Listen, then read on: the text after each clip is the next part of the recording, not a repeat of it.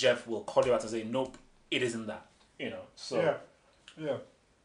And at the end of the day, it's like, the revision I had from the...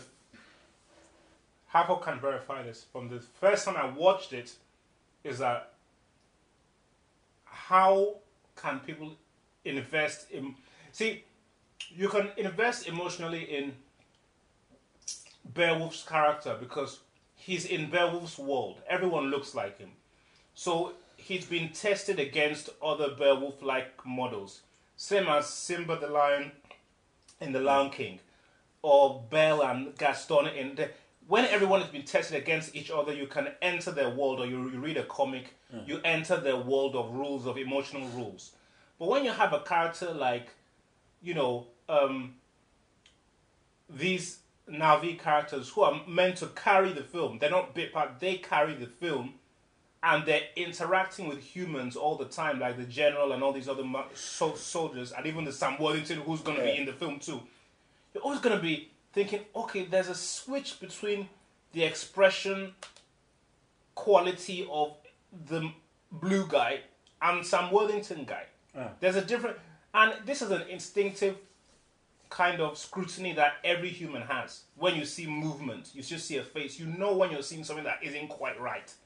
You know when you're seeing... So it's like, you're going to end up in a position where you're spending more time scrutinizing the quality of the CGI than actually just watching the damn film.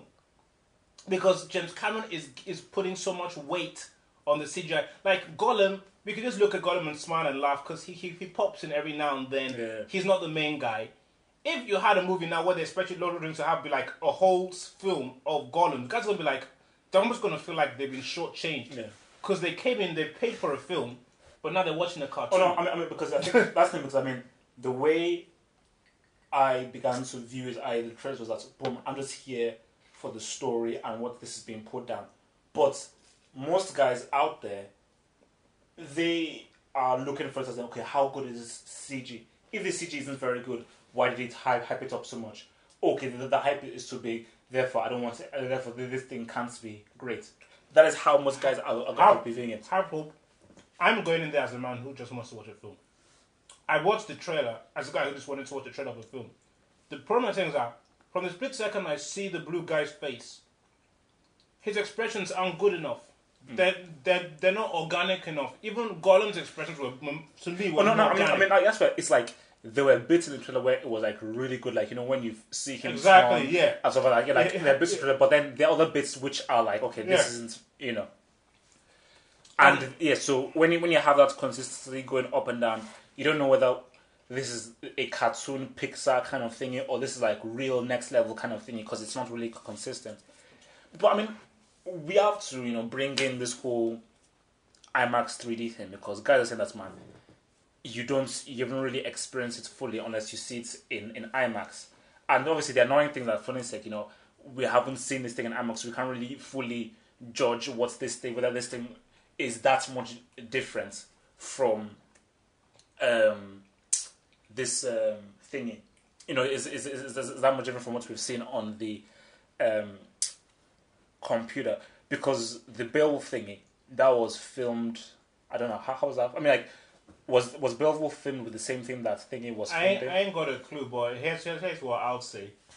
I watched Beowulf normally, not in IMAX. And for the majority of that damn production, I thought that model was off the hook.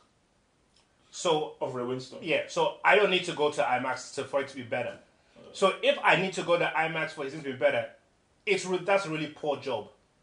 For me to need to go to IMAX for this Jake Sully's character to look better means that's a very poor job. So my point about this whole film, because as James Cameron has actually said on different shows I've seen him, this film is designed so that it can be enjoyed in 2D and 3D. Yeah. That's what he said. So guys who are coming out and saying, oh no, you know what? I mean, come on, guys. Come on. I mean, but he said the 2D thing that, like, you know, that's where, you know, for the story and stuff, but it really thinks that way you can really get the best out of its visual and what they've done with the whole... I don't remember him making that kind of specification, and even if he did, then he should... if the discrepancy of the look of your main guy is that much between 3D and 2D, don't bother releasing it in 2D. Don't bother because what, you want people to have a bad impression of your film? My guess is that the difference ain't that much. Just that what is going to be different is things look 3D. Oh, yeah. Not like the main guy is going to now look 20 times better. Yeah.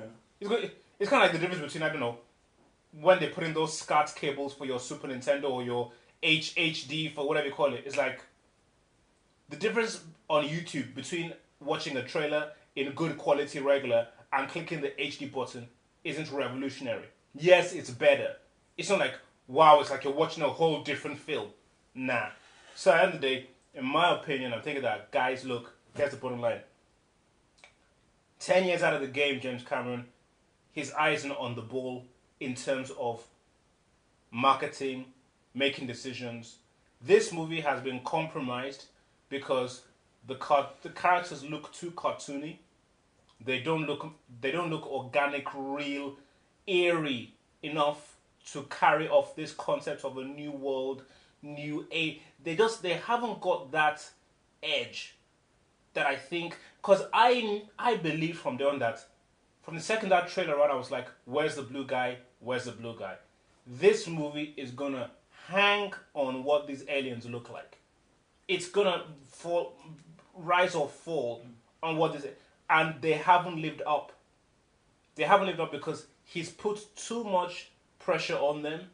They're too important to the film, and truth be told, if you want to be fair, they were never going to live up to it.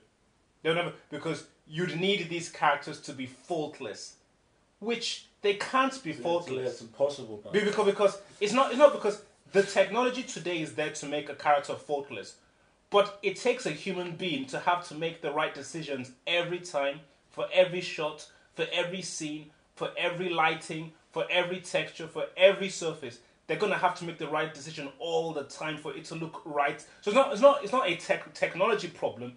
It's a human problem, because he has to make the right judgments. Every texture artist or lighting artist has to make the right decision for every shot all the time. That's not going to happen. Right, no, I mean, it's like,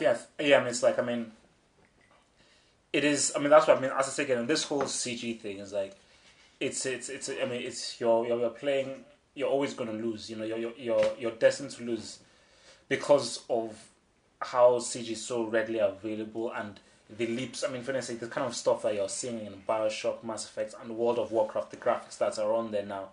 So when you're bringing in, saying that okay, the thing is going to be photorealistic, it's like you have to gauge of what has already come before, and the fact is that I've seen stuff that is better, animation-wise and visually, and better in a technical sense than Avatar.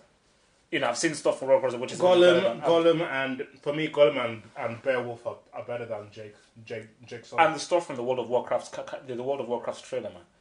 You know, so I just think, listen, man. I mean, personally, I want to just hear what James Cameron has to say about, the people's reactions. Obviously, the reaction hasn't really been overtly positive. So I actually want to hear what James Cameron has to say about the whole thing. Because it'd be interesting to see, because I just think that I want to hear how he still believes or maintains that this is a revolutionary thing, and this is how people will not start making stuff. We have to now talk about this whole tinting thing. Like, okay, for Avatar, doing this 3D thing is fine, but when we now have stuff like tinting being done in 3D, or soon we now have like the Pelican Brief remake being done in 3D, it's like, I don't understand why Spielberg has opted to choose tinting 3D, because of this punchline, which I made to Phantom of Hope.